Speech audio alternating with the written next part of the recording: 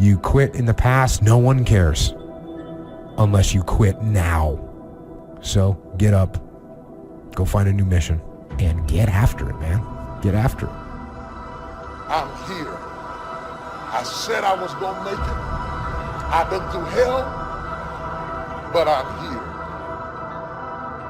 here. If you try to run somebody else's race, you're gonna fail. You're going to lose. You're not gonna make it to the finish line. You're gonna tire and give up. You gotta stop caring so much about the approval of others and living for their approval. And you've gotta be who God made you to be. Every storm you have been through was never used to kill you. It was always used to push you. If you look back over your life, if you hadn't gone through that, you wouldn't have had this. If you hadn't gone through this, you wouldn't have had that. Keep on going, keep pushing, and endure. And that's the message I'm going to have for you today. I don't know what you're going to see. I wish I could see into the future and tell you that everything's going to be all right. I can't do that. The reality, the fact is, some of you are on a journey, but you want the journey to be completed right away. You want it to hurry up and happen. You want everything to just go well instantly, but that's not how life goes. The way life flows and the way it goes, hey, that rhymes, and I wasn't even trying. But we got to learn, we have to learn in life that you got to learn how to endure. You can never achieve anything in life if you don't learn how to take a licking and keep on ticking. You got to live when it's raining. You got to live when the sun is shining. You got to keep on going no matter what life might hand to you. I don't care how strong you are. I don't care how intelligent you are. I don't care how tough you are. I don't care how resourceful you are. Sooner or later, you will run into something for which you have not been rated. And when it is too much, that's when we really want other people to help us with the load. That's when we desperately want somebody to lift this up off of me. And most of the time, we reach out to them because we have pressure beyond our PSI. And when they disappoint us, it is not the agony of living without them. It is the agony of going back to a weight load I must bear alone.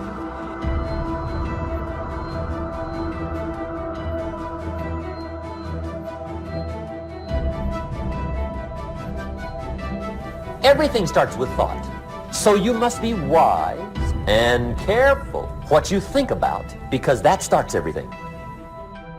You got to be wise and careful. Every day, stand guard at the door of your mind. And you decide what goes into your mental factory. Don't let anybody just dump anything they want to in your mental factory, because you've got to live with the results. On the job, when you deal with certain types of pipes and certain types of hoses that have a PSI rating, it is the pounds per square inch how much pressure that thing can hold.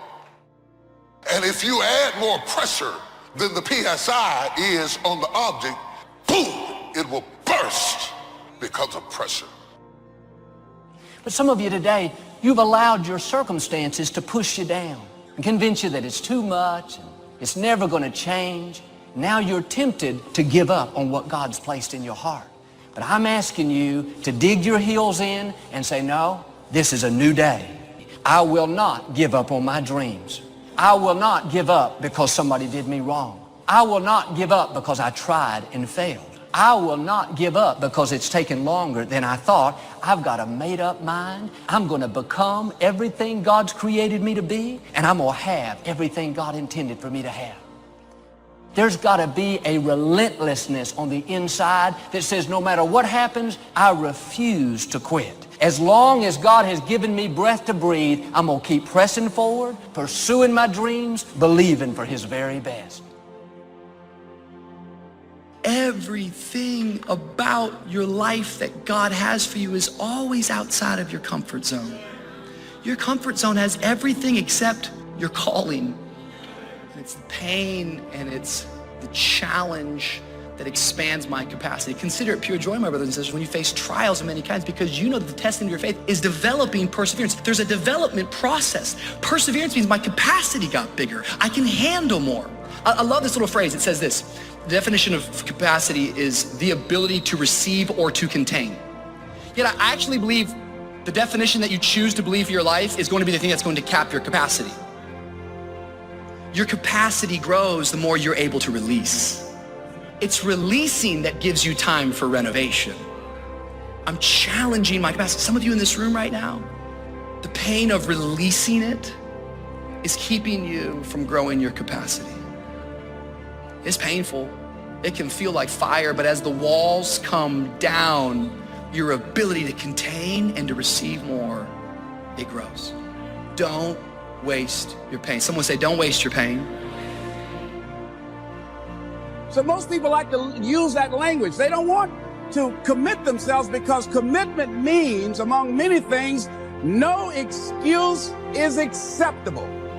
That's what it means. No excuse. That if you decided that you're going to do this, if it becomes hard, then do it hard. If it's difficult, so what?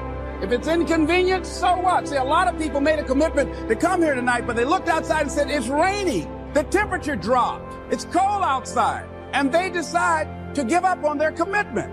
And that's how people do about their dreams. They don't honor their commitment to themselves. Let me tell you what happens when you don't keep your commitment. Number one, it begins to deplete your self-esteem and it erodes your self-image. It weakens your faith in yourself. You don't feel good when you don't keep your commitments. The other thing is that you begin to develop weak relationships with people. People begin to realize they can't depend upon you. They can't rely on you because you won't keep your word. You've established that kind of reputation. Just think, what would your life be like if you decided to keep your commitments? What will all of our lives be like if we decided to keep our commitments? That we decided to do the things that we said that we were going to do? That we wouldn't even speak it unless we were going to do it? If we decided just for a week, just see what your life can be like. Just let's do it for a commitment to make it a 7-day commitment that I won't say I will do anything unless I'm going to do it. And find out what your life will be like. Let me tell you what, if you follow it through, if you keep your commitment to the commitment, at the end of the 7 days, you'll feel strong and powerful. Because by honoring your commitment, each time that you do, that empowers you. Whatever discipline that is required, whatever it is that you must do. So I'm suggesting, number one, commit yourself to live in the present. I saw the movie, The Dead Poets Society, Robin Williams, and they had a line in there, seize the moment. Many of us are not able to move forward and develop and manifest our greatness because we spend so much time looking back or worrying about the future. Seize the moment. See, you cannot go into the future and manifest your greatness when you have various things in your life that's blocking you. Let's look at how we can begin to keep our commitments. Remembering what Dr. Robert Anthony said about results. When you keep your commitments, you're able to produce some different kinds of results in your life. So how can we keep our commitments? And do we keep all commitments? No, we don't. You will not be at 100%. However, you will have a greater percentage rate of maintaining your commitments to yourself, whatever those things might be. If it's going into business, if it's changing a habit that you know that works against you, if it's overcoming self-destructive behavior, if it's retraining your thinking, if it's reinventing yourself, if it's trying to begin to design your relationship differently, all of us have the possibility by focusing and really harnessing our attention and concentrating on it, we really have available to us the power to honor our commitments in those particular areas. Make it priority. You would think that when God calls you towards your purpose or your destiny, everything would be liberated. Your finances, your friends, your circumstances would all come into harmonious agreement with the purpose of God in your life. You have to go bound. You have to go broke. You have to go nervous. You have to go scared. You have to go intimidated. You have to go crawling. You have to go vulnerable. You have to go stuttering. Look at your neighbor and say, I'm bound, but I'm going. Go bound. Stop waiting on everything to line up for you to go. Go bound, go broken, busted and disgusted. Go nervous, go scared to death. Go with your knees shaking and your teeth vibrating. But go, when God says go, go anyway. Go, go, go, go, go. It may be winter in your life right now. Things are difficult. You don't see any growth. It's kind of dark and gloomy. The good news is spring is on its way. A brighter season is right around the corner. Your new season could start tomorrow. You could see things start to blossom in your life this coming week. Your strength comes back. You feel good once again. What happened? The season changed. It looked like it was dead. Looked like it was never work out, but you stepped into a new season. I gotta tell you, there are gonna be times on the pursuit of your dream that you're gonna have to go a little extra. You know, you're gonna have to go a little bit harder than maybe you have in the past, or maybe that you're going right now. I think every now and then we need to be reminded of the greatness that is inside of us. Like, we need to be reminded of how much of an amazing person we are. Some of you have been convinced you're in a losing season right now because you feel very discombobulated on the inside. You're not so certain about certain things that are going on in your life right now. It is not a loss. In fact, it is a new level. It is actually you going deeper into the things of God to understand His heart at a level that you couldn't have before. It's already yours. The grace that you need to change is already yours. The grace that you need to go forward is already yours. The grace that you need to rise up is already yours. The grace that you need to do it in the face of adversity and uncertainty, it's already yours. What you are reaching for is already yours. Whatever that you want to do, whatever you want to begin to create and beginning to manifest your greatness and strengthening your level of commitment, and it's really exercising your will. Find something that you want to do on your goal, one action step, but make sure it stretches you, that it challenges you, but it's doable, that you can do it. This year I decided that I was going to exercise. So I started out doing just 10 setups. I know I can do that and not get upset about it. So I started out small. Now I'm up to 50. But if I try to do 50 starting out, I wouldn't still be doing it. So I started doing it in manageable segments. Do that. And that strengthens your will. So my commitment now is strengthened and fortified by the activity of actually doing it. So now I can expand and build from there. And I started saving 5% of my money.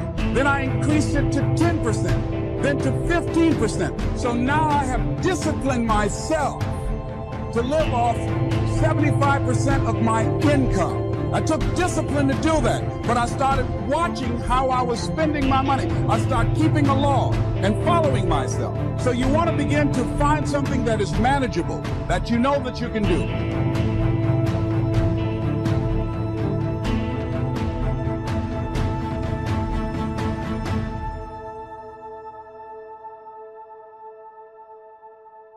But inside of you, there is a natural inclination to lead.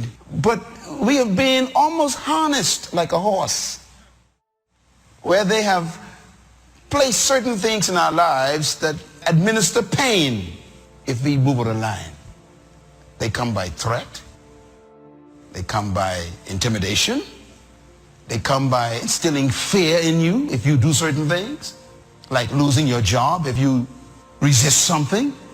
They got these pressure points, like a horse. You know, you control a horse by pain. When you put that stirrup in that horse's mouth, you know, that bridle, that hurts the horse. When you pull it, it hurts the horse, so the horse turns to stop the hurt. That means you're not controlling the horse. The horse is responding to pain. And that's what they've done with humans. The culture has put a bridle in your life, which tells you, don't go in that direction. We will give you pain. My hope, you will by yourself spit the bridle out. That you will regain your natural stallion spirit. Anybody feel that in their mind? That's what I want to see. I want people to capture themselves and say, wow, this is me. That's the struggle we have to deal with.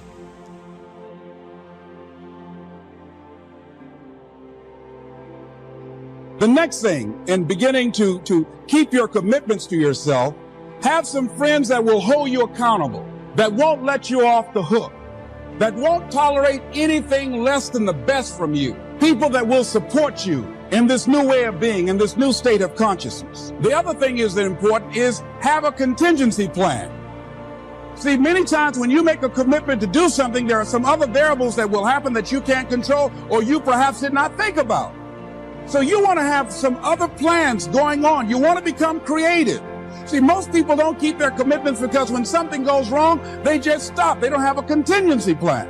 So they don't know what to do next. Start being creative. If you challenge yourself, many times they say, I don't know what to do. And I always ask myself, but if you did know what to do, Les, what will it be? That activates another part of my mind. I start thinking about the possibilities and just experimenting. But many of us just stop dead in our tracks. I don't know what to do. You do know what to do. You've got genius in you. Challenge yourself, push yourself, make yourself come up with something. Use your imagination. And what you will find is that you know more than you realize that you know. That you're more creative and more resourceful than you realize that you are. And as you do that, the more you do it, the easier it will become. At first, it's going to be a struggle. And after you get into a certain level of consciousness, you will ask yourself, how is it that I didn't see this before? At the level that I'm managing my business now, they say consciousness is what we are. I literally look at myself and say, how is it that I didn't do this before? Why is it that I couldn't see this before? And the reason that I didn't see it before, because I didn't challenge myself. I didn't put myself out here. See, the reason that most of us go through life never discovering our true greatness, literally walking, breathing corpses, the uncommitted life isn't worth living. Why? Because it doesn't produce anything. See, you only make things happen. Your life only counts. You only make a difference when you are committed. When you make a commitment with your life. That's the people that make a commitment with their lives. The people that make a commitment to their customers. The people that make a commitment to their families, to their relationships, are the people that make the greatest impact in life. What is commitment? Commitment is the salesman who says, look here, I'm going to make $1,000 today and I'm not going home. You can turn the lights out. The janitors could be here running the vacuum cleaner. I'm not leaving here till I do it. I used to be a door-to-door salesman. I had X number of TVs. I had a minimum amount that I knew I had to sell every day in order to provide for my mother, who was ill at the time, who had lost her job at the M&M cafeteria because of arthritis. And I said, I'm going to go door to door, and sometimes I would not come home until 1 o'clock at night, knocking on people's door, people closing. What do you want? Would you like to buy a nice working month's television set, no money down? No! What about an Emerson TV? No! Thank you very much. Do you know anybody else that would be interested? No! Thank you very kindly. Knock on another. Hello? Would you like to buy a nice working television set, no money down? No! Get away from our door. Thank you very kindly. Do you know anybody else would be? Yeah, my cousin, he lives 2 doors down. Thank you very kindly. I tell him you sent me. When I heard your cousin told me that you wanted to buy a television set, told me to come here and talk to you, got a special discount for you. Yes, come in, I'm interested. I would just keep right on. I would not go home until I did. It's an interesting thing, ladies and gentlemen, that when we put ourselves in a situation where we say we're going to do it, it puts you in another zone where the universe responds to you. When you have that kind of consciousness, see, the universe responds to the man or woman that refuses to be denied, because that is your commitment. That business that you want, that book you want to write, that dream that you have of controlling your destiny, that is yours. That power to create that and to manifest that, that is yours. That's available to you. But you've got to be willing to stand there and face disappointment, not have support, be lonely, doubt yourself sometimes, be rejected again and again and again, become bankrupt if necessary, again and again and again, and refuse to turn around until life gives it up.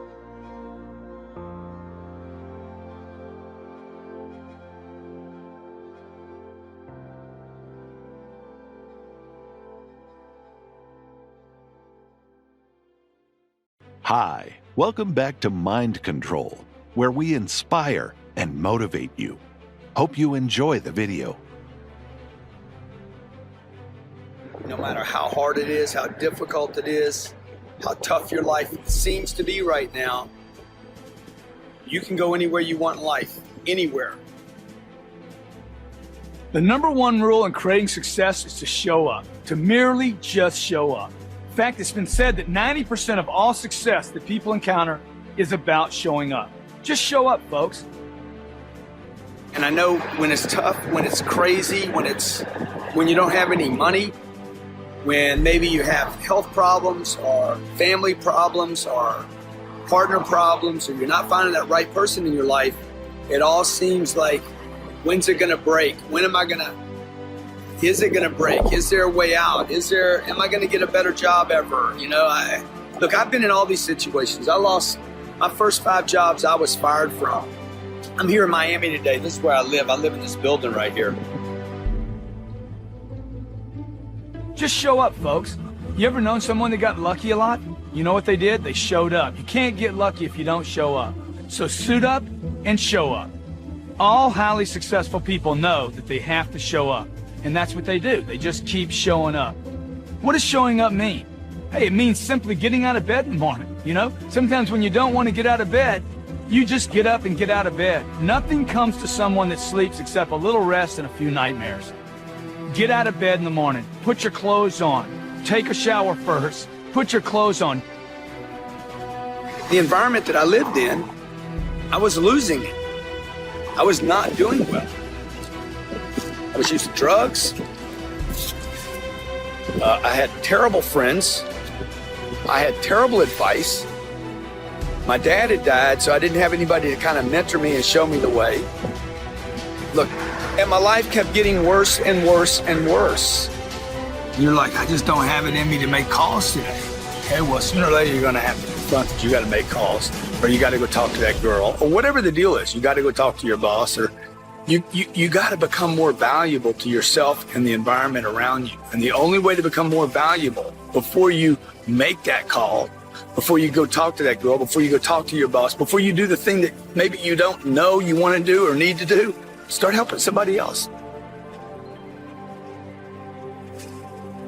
I didn't think one day I'd have a jet, I'd be able to fly private, or I'd have 5 companies that make a bunch of money. I never ever thought about that stuff.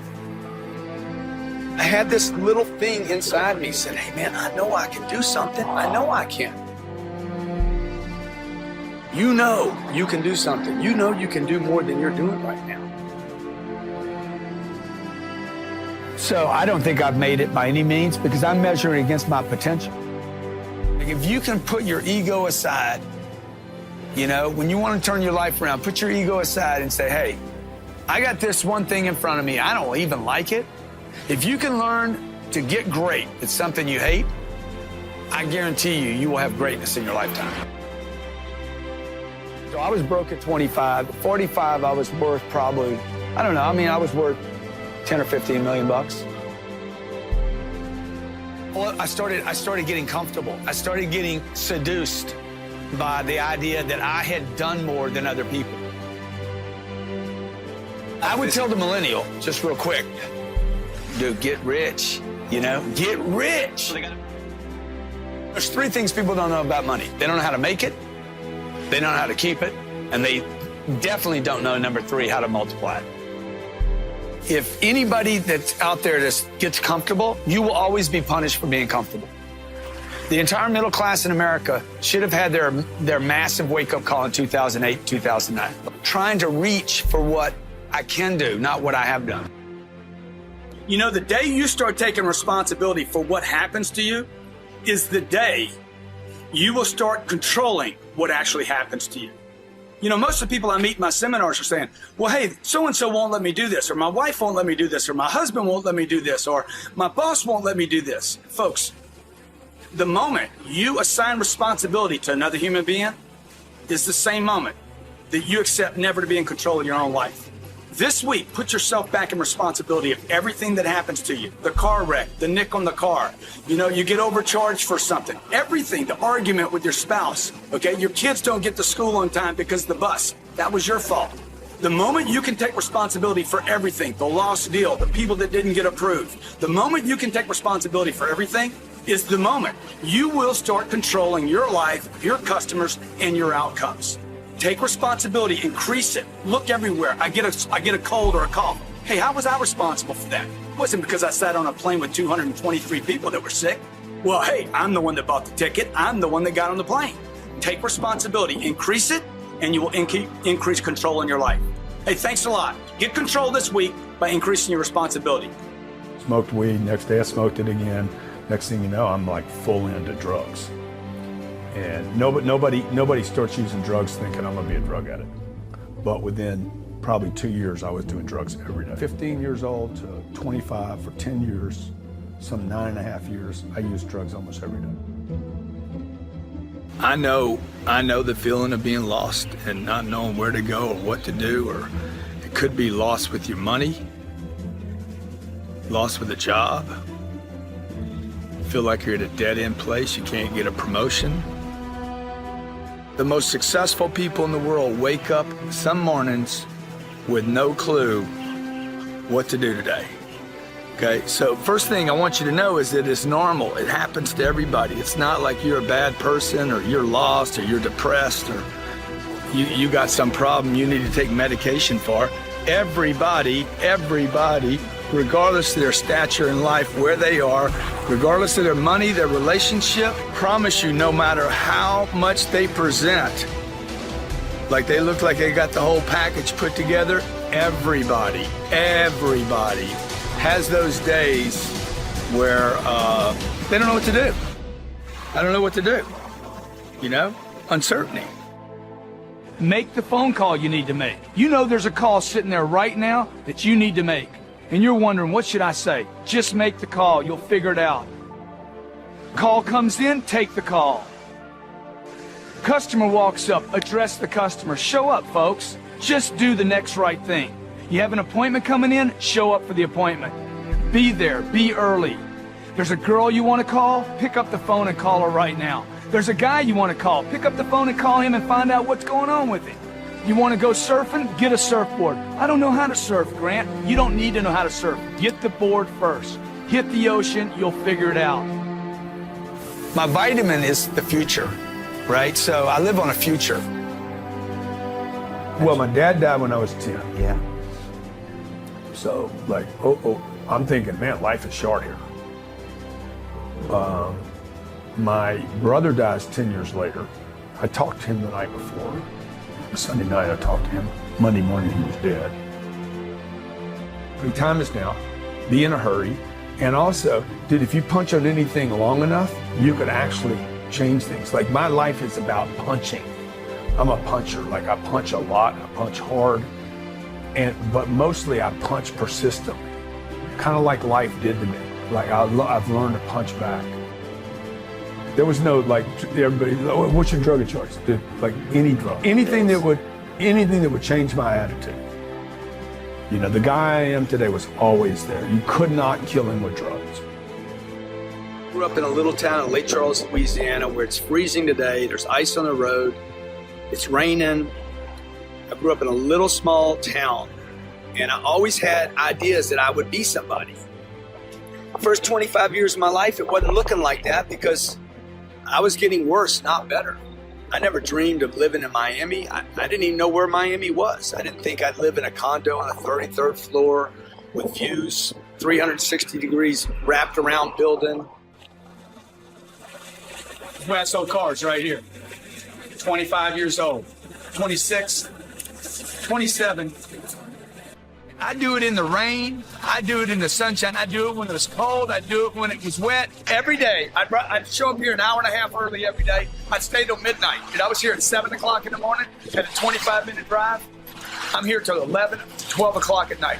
Everybody's going but me. I'm in there looking, hunting, sniffing, figuring out, on the phone, pounding. This is where I started my career. Don't overanalyze anything. You're gonna feel better if you start doing something. Helping people always helps. Always. Helping other people always makes people feel better. Don't overanalyze it. show up in the direction, some direction that starts to become survival and better for you. And 3, go help somebody, dog. Go help somebody. Okay, we got on the plane, flew over there. Yeah, it was work, okay? Raised over $1 million for charities. I came home and I felt better about myself, right? So if I could do that, if I can do that a series, okay? Maybe you're not gonna raise $1 million today. You're probably not. I'm not gonna raise $1 million today. I'm gonna do a bunch of little stuff today now. Now I gotta go back to doing little stuff, okay? I gotta go doing the little stuff of taking phone calls, helping people, looking for somebody on the streets to help. But first thing I gotta do is I gotta show up. No matter what, man, no matter what. No matter what, dude, show up. Even if your eyes are bleeding, show up. I've been doing that for 34 years now. Show up even when I don't want to, okay? And then what I try to do is I try to help one person. And what happened over the period of 34 years, I did that every day. I'm not depressed anymore, at least not for long periods of time. I don't use any kind of medication, don't use any kind of drugs, don't smoke weed, don't drink, excessively drink. I might have a drink once in a while. And got a beautiful wife, 2 beautiful kids, and for the most part, my life is freaking wonderful. All I did was this. I don't overanalyze. Never do I label myself a loser, quitter. I'm hard on myself. I never label myself OCD, ACD, ADD, OCDD, whatever, a depressant, alcoholic, a drug addict. No, I don't. This is what I do. I do things, okay? Show up, move in the direction. I don't overanalyze, move in the direction that I think could be more pro-survival than staying in one place. And number 3, help somebody. Anybody, man. Just start helping people, okay? And what that does, it gets me into action. We'd like to thank you so much for watching till the end. Don't forget to share your thoughts in the comments section.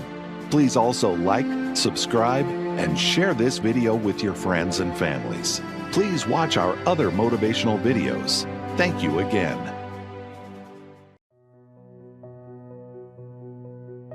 Following your dreams is a lonely, solitary, scary, dangerous pursuit.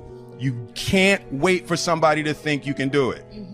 And it's like because they don't think you can do nothing they can't do. Exactly, bingo. Right? You know what I mean? It's like it's a lonely, scary, dangerous pursuit, and you got to be willing to risk everything to become that seed of what you believe is in there. You got to be fearless. You got to be relentless. Everybody has dreams, and as much as you want to be able to listen a little bit, because somebody's going to give you a gem, but nobody knows but you. You can't get advice on what you should do with your life, right? Nobody knows what you are.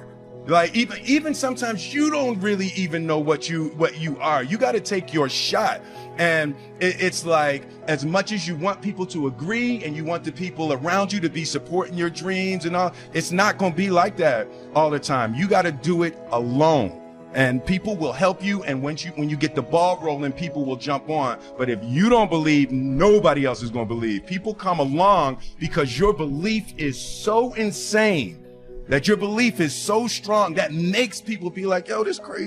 Grow or die was the basic central premise that we were working with. That if you don't grow, you will perish. There's one relationship that you have to maintain, and that's the one with you, right? And it's like, if you're not loving you, if you're not taking care of you, everything and everybody is second to you taking care of you. First and foremost, when you are steady and calm in yourself, it makes it easier to manage the insanity that other people are going to bring to you. The core of how things are created in the universe is through collision. You know, so you got to be prepared to collide if you want to create something. Only sustainable mission throughout your whole existence is to improve lives. And as soon as I made the shift in my mind from trying to be big and trying to have money and trying to be popular to making sure that I improved lives every step of the way on this earth, then all of a sudden I started experiencing healing. You can't do that. No, you can't do it. Right. You know what I'm saying? So they just projecting, they're putting things that they don't believe that they can do on you. And you may possibly do it. Like my uncle, like he was telling me, like, I'm never gonna. My uncle said I never sell 1 million records. I sold 1 million records like 1 million times. You know, so he was. I'm sure I'm his nephew. I know I don't think he meant any malice. He wanted the best for you, but he just was didn't projecting believe. his fears and things that. Are you crazy? How are you gonna do that? How? You know, I'm sure there's things that I do now that he can't believe that I was able to accomplish. But he couldn't even see it at the time. So he was just projecting, putting his fears on me. So the whole thing is just, you know, and always believe you're great, even before anybody else believes it. You know, it's an extension of my family. It's like the things that I do. I tell my family all the time. I tell my grandmother, my mom, you know, they're proud. They're super proud and strong women, and they won't ask me for anything. And I say, man, you know, there are times where I don't want to get my picture taken, and I want to eat, and you know, paparazzi like take photos in your face and screaming at you and like taking pictures, and you can't take your kid to the park. And I'm like, those are the sort of things that give the reason why I'm okay with it, and why I can cope and live with these things without, you know, as much as a complaint. It's the things that it allows me to do, the spaces it affords me, the rooms I'm allowed to go in as myself. It deals for the most part with success. It deals with people who you started your life off with and what success does to them. People look at you strange saying you changed, like you worked that hard to stay the same, like you're doing all this for a reason. And what happens most of the time, people change. People change around you because they start treating you different because of your success. So you are changing. You don't change who you are, the core of who you are, the things you believe, the things you love, and the things you die for, and your principles. You don't change that, but you're going to change who you are. You're going to change. You know, you can't do the same things that you can't hang on the corner. Some people may not be comfortable with that.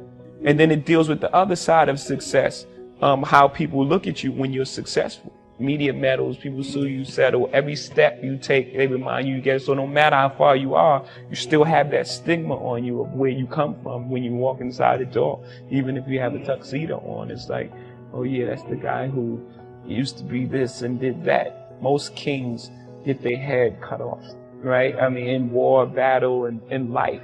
At the end of the day, you've achieved everything you want. You've made it to the top of the throne, and at the end of the day, you just get your head cut off. Do things that are true to you. You know, most things that I'm involved with are extension of being creative. You know, Jocko is a clothing company. You know, it's part of who you are. And hip hop is your attitude and what you're trying to express, how you dress. You know, I love sports growing up. I grew up in a household where sports was on 24/7. So these are all things that are, you know, are comfortable for me. You know, these are things that I like. So I would just say get involved in things that you love, and also have a standard for yourself and have some sort of integrity and try to, you know, find some sort of truth in what you're doing. I've got from teenage multimillionaires, 17, to the biggest transaction in the history of the world, $500 billion last year by one of my mentees. 500 billion with a B. A number of you have started a business at one time in your life. The first 50,000 or 100,000 euros in your revenue when you start is geometric growth. So everybody that has ever started a business that generated any income, that's geometric growth, because it's starting from ground zero to the first 50, 100. Everybody with me? Okay. What happens? You stop playing to win and you start playing not to lose. When you decide that you really want to invoke permanent change, you start playing to win all the time. And nobody preaches that. They say keep 6 months reserve in your bank account, right? In case you lose your job. That's a common bullshit. For the first 30 years of my life, I spent 125% of every penny that I made every year. I was always, as you would say, in debt instead of debt. I don't know why I call it debt, but in debt. Why? Because I didn't want any backup. I didn't want any plan B. I either succeeded or died financially. I stopped that when I turned 60. It's my lovely wife, who's a chartered accountant, international tax expert, coincidentally. We started getting rid of our assets and turning to cash, except for the castle. So we're all in cash. So I don't spend 125% of what I made since I'm 60. But from the time I was 20 to the time I was 60, I did. I've got from teenage multimillionaires, 17, on my side, to the biggest transaction in the history of the world, $500 billion last year by one of my mentees. 500 billion with a B, Neom. What did he do? He convinced the Saudi government and the Jordanian government and the Egyptian government, mostly Saudi, to put up $500 billion to build the new city of the future called Neom. It's all online, and he's the CEO, Dr. Klaus Kleinfeld. I've been his mentor since 1997, so I've got from teenage multimillionaires to the biggest deal on the planet, everything in between. I've got no education, I mean literally no education, to multiple PhDs, Oxford scholars, etc. And there's no rhyme or reason, there's no real rationale why a PhD from Oxford to a guy that got out of the 3rd grade, out of school when he was 8 or 9 years old, there's none, except desire, sacrifice. You have a lot of success stories. But Correct. There are people who not succeed, mentees. Oh, absolutely. What's the average? 100% of the people that follow the 7 steps succeed. They may only make 100,000 euros or 100 million. The people, 40% of the people drop out because they can't follow the steps. 40%. So what do they do wrong? They do wrong. Common mistakes. Well, most of them, and you know a couple of the guys, I know. they go from the castle to the bank and they take the money, except they're robbing the bank without a mask and without a gun. That's how easy it is to get money today. It's the lowest interest rates in 5,000 years, the lowest interest rates. So they go to the banks and we show you how to get money from the bank in a legal way, just as you did, just as the other couple Dutch guys you and I both know. But then you don't do good things with it. I just had one of my superstars arrested 4 days ago for presumably taking $125 million in a bad way. That's a lot of money, $125 million. But we show you how to do it legally. Absolute 100% if you follow the steps. But you can just kind of vary a little and not follow the steps, and you can, And you slide. Correct. All the way. Correct. But 125 million, I saw a few eyebrows. That's just one kid. He's 28 years old. $125 million. What were you doing at 28 years old? Other than having your Geneva covered thumb up your ass. What's their secret? Why can they do it? Because they want change. Not everybody that comes to seminars, Michael, wants change. It's like when I was growing up smoking dope and doing heroin, and well, maybe not you, in the 60s was what you did where I come from. That's it, because everybody else did it. So you did it. Well, now everybody, it's like sitting in the hall and, oh, the sun is great. Can I have another cappuccino, please? Well, you come to seminars, you're filling up the day. Most people, we've had people that I've met that, by the way, that 700 book kid came to this castle seminar and he's about to close his first deal. He might have been today or yesterday. He's 19 years old. He's 20 now. 20 years old. But they really want to evoke change. Look in the mirror. Most of you don't like what they see. Not just because you're too fat, you're too skinny, you're bald, you're gray, whatever. It's because you know what you could have been. What's the best advice? How to do it? The best advice is find something you love. Find something that can change 1 billion lives. Zuckerberg is a classic example. He changed more than 1 billion lives.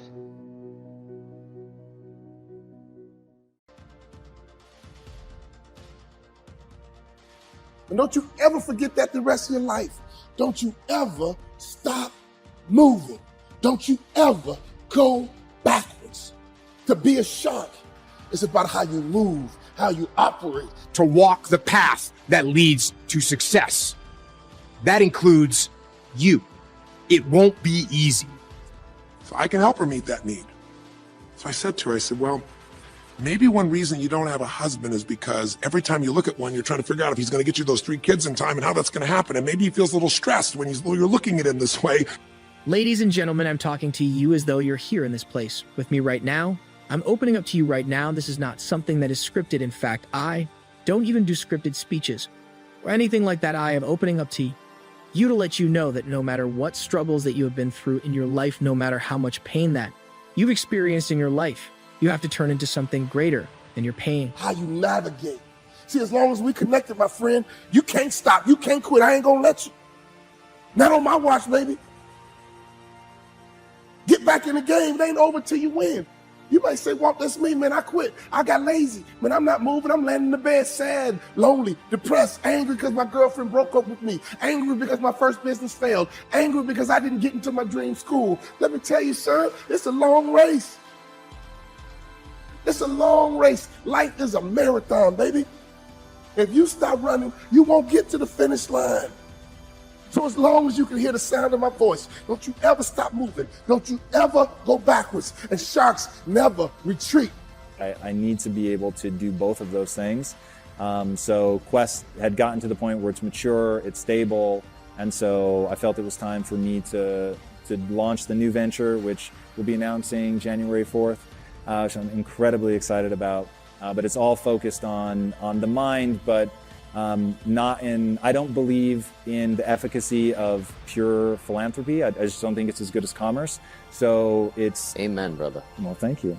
But I believe it can do more good. So, in fact, ask Peter Diamandis his feelings on that. And he says, a lot of your creativity as a philanthropist is stifled by some of the governmental regulations around those bodies. And so part of knowing that I wanted to make this a commercial venture was from his wisdom. So knowing that, we could create something self-sustaining that could have true global impact, be $1 billion business. So that's what we're doing. I think Quest so represents the idea that commerce and free markets solve problems better than any other way ever devised at solving a problem. Sharks never retreat. And those big, powerful creatures got close to the camera, and all you could see was muscles and scars and muscles. Why? Because sharks know how to fight. Can I ask you a question? You got some wounds. You got some scars, but are you still willing to battle? Are you still willing to fight for success? Fight for being wealthy. Fight for getting out of debt. Fight for your marriage. Fight for your family. Fight for whatever you got to fight for. The thing I love about a shark, they never stop fighting. Don't let failure stop you. Don't you ever let rejection stop you. Don't you ever let people stop you. You stop moving forward because they said this and they said that. Let me tell you something about what he say and she say. Haters stopped you? Really? When you get successful, haters are a part of the landscape. If you want to end metabolic disease, you profitably create the infrastructure and the products that people want, and they vote with that. Whereas you could throw a government program at something and get nowhere, and in 50 years even make the problem worse. Right. So when you're setting out to solve this big challenge, you have this entire suite of products now, but what was the conversation like when you're saying, okay, we have this big audacious goal? Was it product driven first, meaning like, let's make a bar with the perfect macronutrient profile? Or was it, here's the problem, now how do we solve this problem? It leads me to this snack. Which came first? Yeah, in the company itself started as a bar. So we knew there is a niche, it's underserved. We were making bars and taking them to work ourselves because there was nothing on the market that we would eat. There was nothing that didn't have sugar, which we later find out the reason for that is because the equipment can't produce things without sugar and nobody was willing to engineer their own equipment. I hurt every day of my life, but I learn through the pain. I struggle some days of my life, but I learn through the pain. Sometimes I want to quit and give up, but I realize it's not my time. In fact, I'm never here to give up. I'm here to go up. I'm here to soar beyond the clouds. I've been homeless. I wanted to give my life up. I have had everything thrown at me. It will demand everything you've got to give, but you can do it. And I want to give you 3 key principles I've learned that will help you to get it done. Principle number 1, discipline equals freedom. That's not a contradiction, it's an equation. Discipline might appear to be the opposite of freedom, but in fact, discipline is the path to freedom. Discipline is the driver of daily execution. Discipline defeats the infinite excuses that hold you back. Some people think motivation is what will compel them to get things done. But motivation is just an emotion, a feeling. And like all feelings, it's fickle. It comes and goes. You can't count on motivation to be there when you need to get through truly challenging times. Because he can feel what's going on behind your bed, even if he doesn't know what the words are. And she started to laugh. She goes, I guess I've probably been that way a good portion of my life. And she goes, people wonder, why I'm so uptight. So you're uptight because you felt like you're running out of time trying to meet some picture. But I said, all you really want is love. I said, don't you have a lot of love in your life? Tell me about your friends. And gradually, I got her to start seeing this love that she was trying to get was already here. It didn't match the picture. Maybe we could paint a new picture of what life could really be like and make sure that picture met her deepest needs. That's basically what we did with Joaquin. Joaquin wanted to be a professional basketball player because he loved basketball, yes, but also because he wanted to be that man who was a leader. I have been rejected, but I rose above it. Because I know who I am inside. The question is, do you know who you are inside your circumstances? Your challenges, your losses, everything that you have endured in your life if you're standing on your 2 feet, right? Now, if you've got breath in your body, you are not done, you have power, right? Now you have strength right now. Don't let nothing hold you back. But you can count on discipline. Discipline is something you dictate. Motivation won't make you exercise every day. Discipline will. Motivation won't stay up late and finish a project for you. Discipline will.